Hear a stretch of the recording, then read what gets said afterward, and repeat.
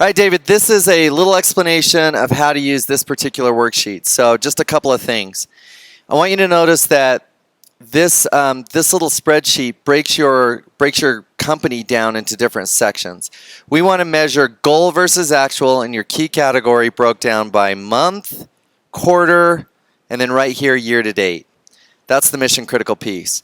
Now, you'll notice that for every important metric, there will be a column for the goal. So right here, it's your 2016 closed units goal.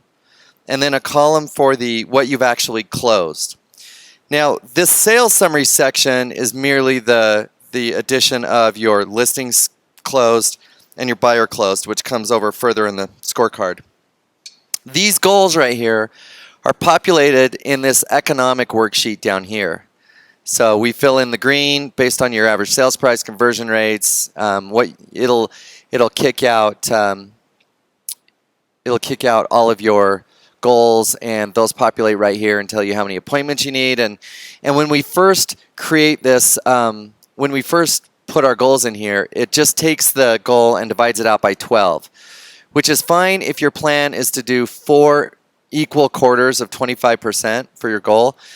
Not everyone does that. So if you adjust the weighting of certain months based on seasons or anything like that, you would do that down here in this section we call the reforecast your plan. So you'll notice down here that for listing appointments, this is a section where all of your goals are in here based on your economic model. Now, if I adjust this, let's just say that in January I say, January's a little slower. We're not going to do 9 listing appointments. We're going to do 5, and I change it here. When I go back up into the main body of the scorecard, you'll notice in January under listing appointments goal, it's now 5. Now I'm shy of goal. See down here, it's showing 101, and up there my goal is 104. So, I've got to add in that 4 goals that I took off. I got to add that in somewhere, but I'm just going to do that for just a second. All right. Row 5 across the entire scorecard, those are your goals. And you'll notice that at the top of the actual columns, there is a percentage. That populates the percentage of your goal that you've achieved. And I put a little graph, just a little chart right down here that shows you what percentage of the year has gone by. So 87.4% of the year is gone. So as you come up here and you start to go across column 5, it'll show you based on your closings and your combined closed and pending, it'll show you what percentage of the annual goal you've hit. So if we're 87% through the year, 87.4, and I've only done 56% of my closed units goal, I got a problem. So this is how I take the temperature of a business at a glance. I've got teams that'll do 800 transactions this year, and I can tell by going across row 5 the health of their business that fast. So on this particular sheet, you're just going to fill these things in by hand. So listing appointments set. I've got a goal for the number of appointments set that month, and I'm going to actually just go in every week and I'm going to update this number as I go. And as I do that, it'll start to populate this percentage. I'm going to do that for all of these. So under the listing section, I've got listing appointments, goal versus what I've actually set.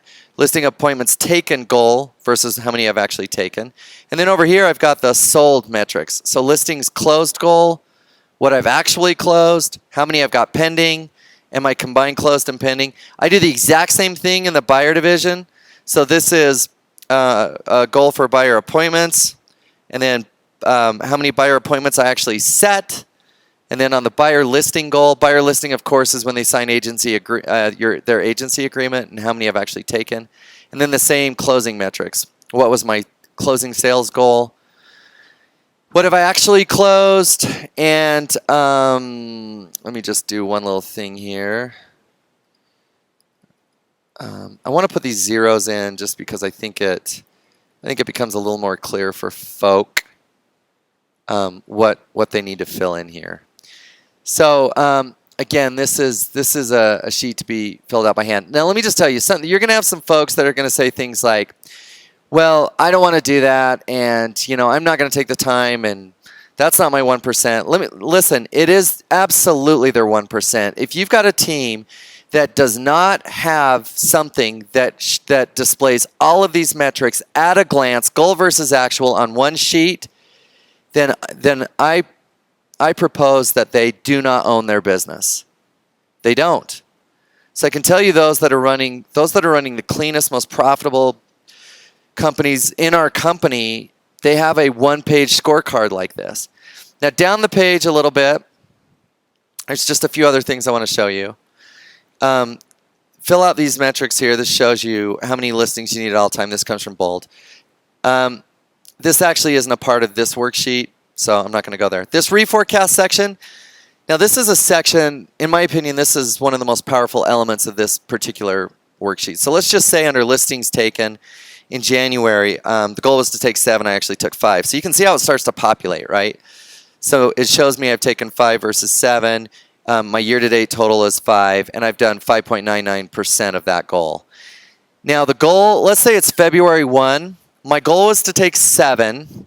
I only took 5. So just like your check register, we got to reconcile the checkbook. So I'm going to come down to the reforecast section, and you'll notice down here in the listings taken area, I said I'd do 7. I only did 5. So to close the month, I got to reconcile those. After the end of every month, the difference should be 0. And remember, what I change here changes up above. See that? So I've actually changed the goal. Now the reason that's important is because you'll notice now that I've only accounted for 98% of my goal and I'm missing 2. The question over here is, where will you put these sales? So if you erase, you must replace. So this is where I want people to get strategic. Now I can dump them all into the next month, and a lot of times that'll be the answer as we're course correcting real time. However, maybe I want to say, okay, I'm going to increase February. Instead of doing 7, I'm going to do 8. And I'll do that same thing in March.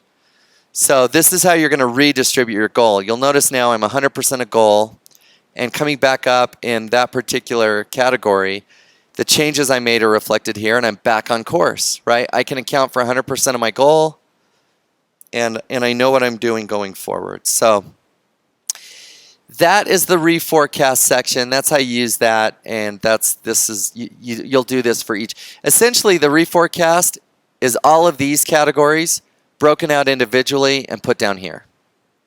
All of the ones that we want to adjust. Now, over here on your contact appointment tracker, this is just a log. That's all it is. Now, in the full-blown version of this, this all auto-populates, but that's not available. So this is just a log, and we have it broke down for every week of the year. And if you want to know what week goes with what date, just put your cursor up here, and we actually have broke out, what week goes with what actual date. So it is today, we are in November, so I'm just going to scroll down to the proper week, which is right here, 11/15. Now, what we'll do is at the beginning of the week, let's just say that I am lead generating for listings, and I'm Abe. I'm going to set a goal for how many hours this week I want to lead generate, and my goal is 20 hours. We're going to go right out of Bold. My contact goal is 100, and that's 100 people. This is how I stipulate this. It's not just 100 contacts. This is 100 live humans that you actually completed your script with. It's a much better differentiation. Tony and I came up with that this week. Your appointment goal, so let's say I want to set 5 appointments. Now what I'm going to do, this is my line for the entire week. So I'm going to go in and I'm going to update this as I go. So let's say I finished Monday. So I'm going to come here and I'm going to say, all right, I did 3 hours of lead gen.